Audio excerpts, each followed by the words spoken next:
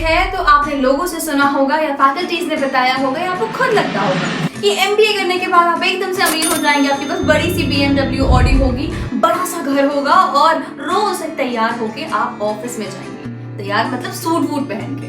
But the question is, इनमें से कितनी बातें सच है? Hi everyone, my name is Ankusha Patil, welcome back to my YouTube channel. आज के वीडियो में मैं कवर करने वाली हूँ reality of MBA packages and work life balance. सबसे पहले तो अगर आपने एमबीए किया है टॉप एमबीए कॉलेज से तो 100% चांसेस है कि आपकी नौकरी तो लग जाएगी, बट आपका CTC will not be equivalent to your fixed component। यानी कि अगर आपका CTC 24 lakhs है, so 24 divided by 12 that is 2 lakhs will not be your salary per month। क्योंकि CTC यानी cost to company include करती है variable bonus, joining bonus, retention bonus and ESOPs। ESOPs यानी कि शेयर्स जो कंपनी आपको देती है with terms and condition attached। Screen पर आप देख सकते हैं detailed breakup of CTC versus the in hand salary. Companies जो ESOPs नहीं देती हैं, यूजुअली उनका फिक्स कंपोनेंट होता है 75% ऑफ द CTC, और जो ESOPs देती है उनका 30 to 35% ESOPs होता है। बचा हुआ 45% is the fix component and rest is the variable component.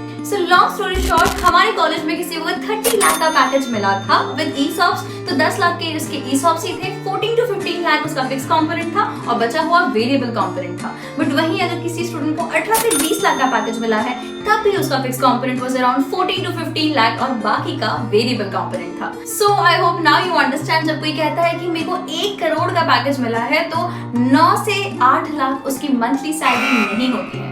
Tax deduct होता है, उसके बाद बहुत सारे उसके ESOPs रहते हैं, बचा हुआ कुछ 45% उसका फिक्स कंपोनेंट रहता है and remaining is the variable component, जिसमें से 50% और सो इज रिडीमेबल। मतलब the chances are that you will get it। तो चलिए अब बात करते हैं वर्क लाइफ बैलेंस की। तो अगर आपने टॉप एमबीए कॉलेज से एमबीए किया है ना, तो ऑलरेडी आपने बहुत ही हेक्टिक लाइफ सरवाइव कर चुकी है।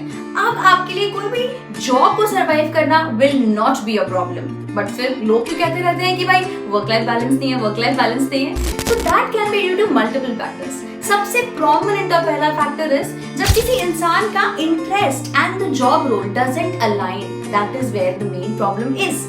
Second can be due to their bosses. Third can also be due to their teams. For example, मैं मेरी बात करती हूँ।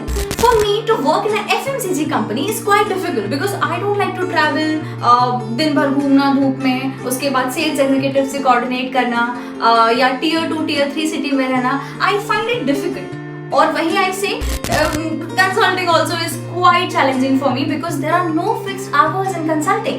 But इसका मतलब ये नहीं है कि अगर मुझे ऐसा लगता है तो बाकी सभी लोगों का भी सेम ही एक्सपीरियंस है।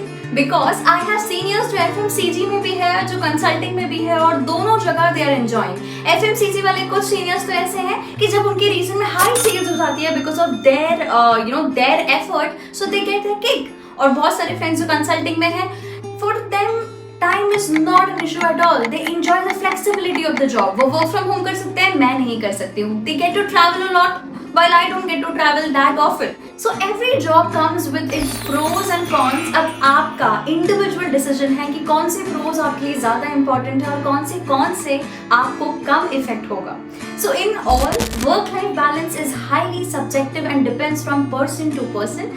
But the best way to find is to explore jobs in different domains, which most people do in the initial years of their career। And if you get into the first job, what's better than that? अब बात करते हैं उस चीज की जिससे start की थी इस वीडियो को, कि भाई अच्छे कॉलेज से एमबीए करने के बाद क्या आप BMW ऑडी और बड़ा सा घर ले पाएंगे? So the simple answer is yes, money will not be a problem for you, but of course it might take time। That's it। I hope I have answered most of your questions, but if कोई और question है जो आपको पूछना है या रह गए हैं, do comment down below. I will be happy to answer them. All the best, see you in the next video, bye bye.